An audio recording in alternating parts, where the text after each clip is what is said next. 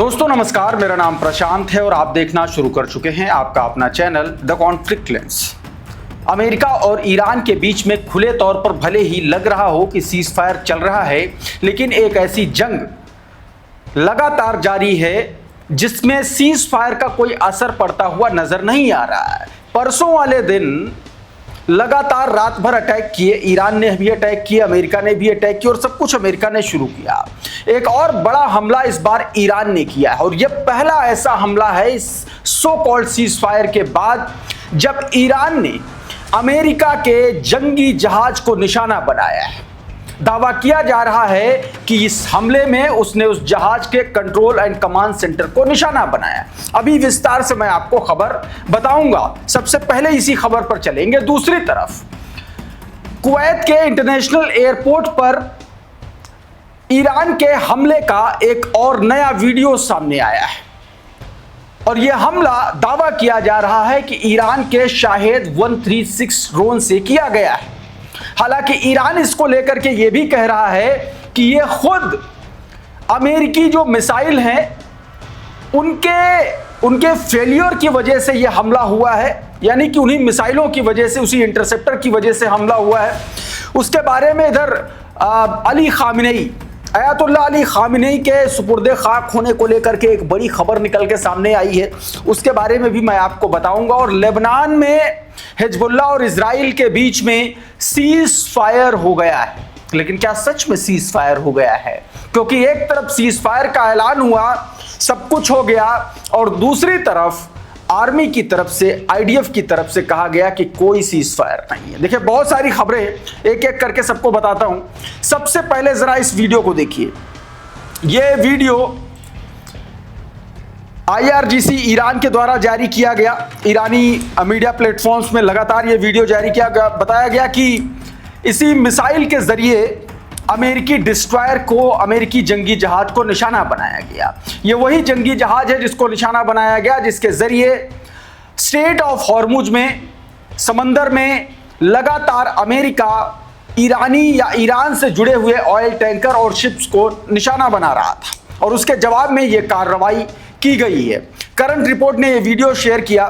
इसको लेकर के क्या कुछ कहा है प्रेस टीवी की, इस खबर को देखिए जरा। मैं आपको इस एक एक चीज पढ़ के सुना रहा हूं कि क्या इसमें बताया गया। सबसे पहले इस हेडलाइन को देखिए। हेडलाइन में साफ साफ कहा गया है कि ईरानी नौसेना ने यह दावा किया है कि अमेरिकी डिस्ट्रॉयर के कमांड सेंटर पर उसने हमला किया है। कहा गया कि ईरान ने घोषणा की है कि उसने हालिया अमेरिकी आक्रामक कार्रवाइयों के जवाब में ओमान सागर में तैनात एक अमेरिकी डिस्ट्रॉयर पर मौजूद कमांड और कंट्रोल सेंटर को निशाना बनाया। बुधवार को IRGC के द्वारा जारी किया गया बयान, उसमें कहा गया कि यह कार्रवाई अमेरिकी सैन्य बलों द्वारा ईरान के जो वाणिज्यिक जहाज हैं उनके खिलाफ लिए गए एक्शन, उन पर किए गए हमलों के विरोध में और स्टेट ऑफ हॉर्मुज के जुड़े नियमों के उल्लंघन के चलते यह एक्शन लिया गया। बयान में कहा गया कि ईरानी नौसेना ने पहले अमेरिकी गतिविधियों का सोर्स पता लगाया, मतलब कहां से यह हमला जहाजों पर हो रहा था वो सोर्स पता लगाया। पता चला किसी डिस्ट्रॉयर से हमले किए जा रहे थे और फिर उसी पहचान के आधार पर कमांड सेंटर को निशाना बनाया गया, जो कथित तौर पर एक अमेरिकी डिस्ट्रॉयर पर स्थित था। ईरान के समुद्री क्षेत्र में करीब आने की कोशिश कर रहा था। ईरान का कहना है कि उसने 28 फरवरी से शुरू हुई अमेरिका और इजराइल की बिना उकसावे वाली आक्रामकता का जवाब कम से कम 100 चरणों में किए गए जवाबी हमलों से दिया है। इन हमलों में कथित तौर पर क्षेत्र में अमेरिकी इजरायली रणनीतिक ठिकानों को निशाना बनाया गया है। ईरानी पक्ष का दावा है कि जवाबी हमलों के दबाव में अमेरिकी राष्ट्रपति डोनाल्ड ट्रंप ने 7 अप्रैल को एक तरफा युद्ध विराम की घोषणा की। बयान में कहा गया इसके बाद अमेरिका द्वारा ईरानी जहाजों और बंदरगाहों की कथित नौसैनिक नाकेबंदी जारी रखने के फैसले के कारण ईरान ने स्टेट ऑफ हॉर्मुज पर नियंत्रण और कड़ा कर दिया और इसी क्रम में ईरान ने जहाजों की आवाजाही नियंत्रित करने के लिए पर्शियन गल्फ स्टेट अथॉरिटी यानी कि PGSA एक नई व्यवस्था उसने लागू की। यह सीधे तौर पर जानकारी दी गई है। उधर दोस्तों IRIB जो ईरान का सरकारी ब्रॉडकास्टर है उसने भी ये वीडियो जारी किया, आप अपनी स्क्रीन पर देख सकते हैं, और उसने जो कहा वो और ज्यादा इंपॉर्टेंट है। बताया गया कि ईरानी नौसेना ने यह दावा किया कि स्ट्रेट ऑफ हॉर्मुज से जुड़े नियमों के कथित उल्लंघन में ओमान की खाड़ी में ईरानी जहाजों के खिलाफ अमेरिकी सैन्य गतिविधियों के जवाब में उसने एक अमेरिकी डिस्ट्रॉयर पर स्थित कमांड एंड कंट्रोल सेंटर के खिलाफ को जो है एक तरीके से निशाना बनाया है। यह IRIB का कहना है। रेयान रोज़बियानी लिख रहा है कि Iran navy target US destroyer in the gulf of Oman. This happened a few hours ago, but the footage just came out। बताया गया कि ये कुछ घंटे पहले हमला हुआ, लेकिन इसका वीडियो अभी निकल के सामने आया है।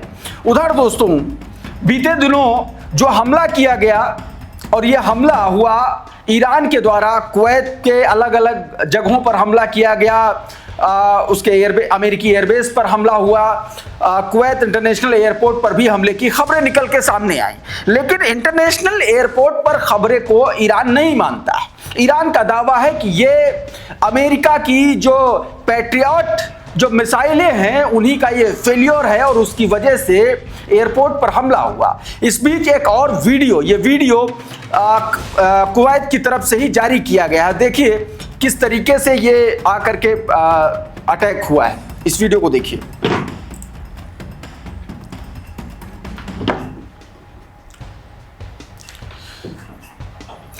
बड़ा अटैक है और ये ड्रोन की आकृति दिखलाई पड़ रही है। RT हिंदी बता रहा है कि कुवैत एयरपोर्ट पर हुए जोरदार धमाके का वीडियो जारी किया गया। नागरिक उड्डयन प्राधिकरण ने 3 जून का ये वीडियो जारी कर दावा किया कि यह ईरानी ड्रोन हमला था। अधिकारियों के मुताबिक इस घटना में कई लोगों की मौत हुई है और कुछ लोग गंभीर रूप से घायल हुए हैं। एक और देखिए, मारियो नौफाल ने भी ये वीडियो जारी किया है। मतलब ये बड़ा अटैक था और शाहिद 136 ड्रोन से हमले की बात कही जा रही है।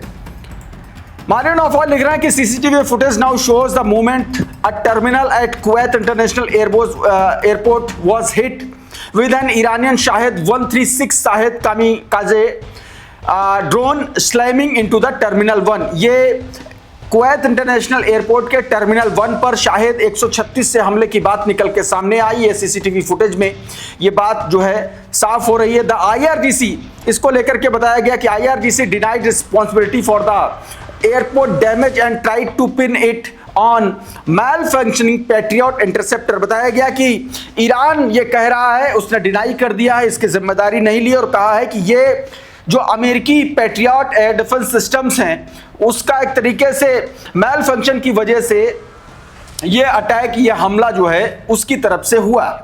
इन हमलों को लेकर के ओवल ऑफिस में पत्रकारों से बातचीत करते हुए डोनाल्ड ट्रंप ने एक बयान जारी किया गया। जब पत्रकारों ने उनसे सवाल पूछा उन हमलों को लेकर के, तो डोनाल्ड ट्रंप ने सीधे तौर पर अपने जवाब में क्या कहा है आपकी स्क्रीन पर है, जरा देखिए छोटा सा हिस्सा। The night before and actually last night, and what it was explained to me, I said, Donald Trump ने सीधे तौर पर कहा कि कुवैत और एक तरीके से कुवैत पर जो ईरानी ड्रोन मिसाइल हमलों के बारे में सवाल पूछा गया, ट्रंप ने कहा कि हर चीज के पीछे एक वजह होती है।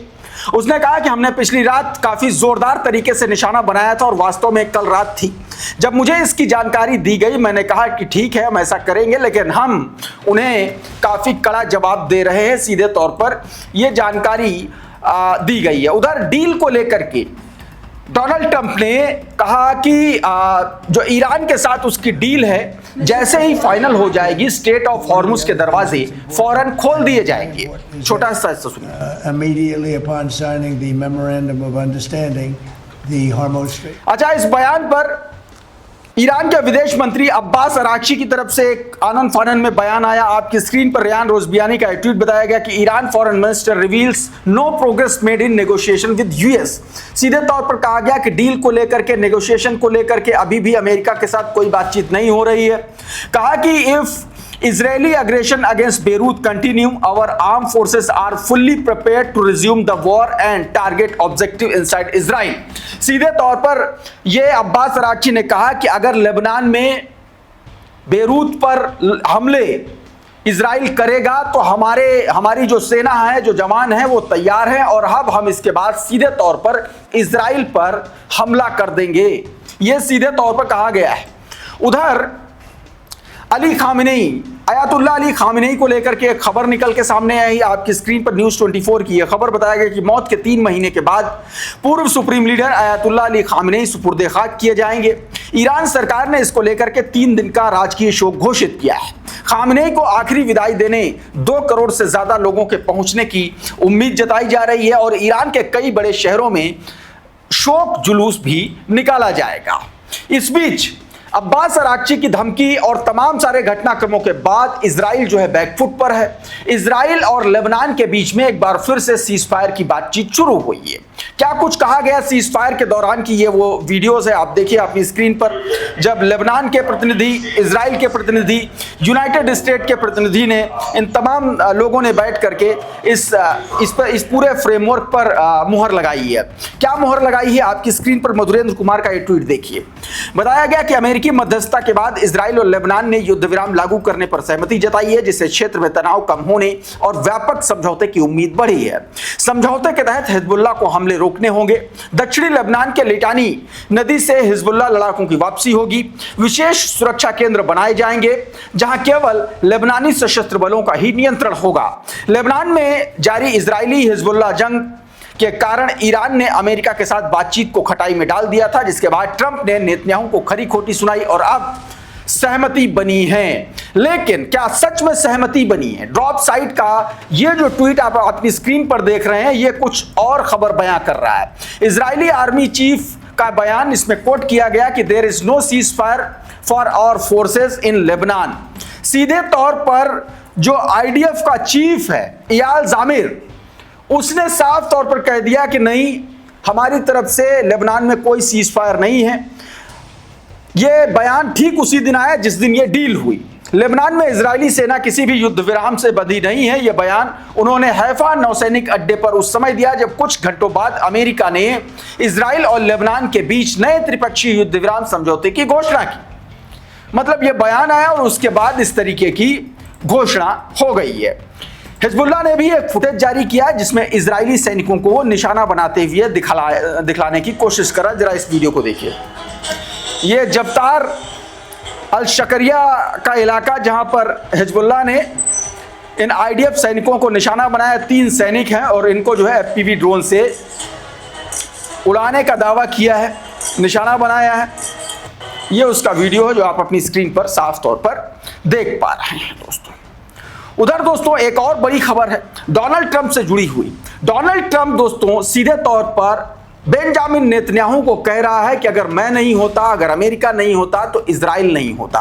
क्रडल का ये ट्वीट देखिए। कहा गया कि if there was not me there would be no Israel right now.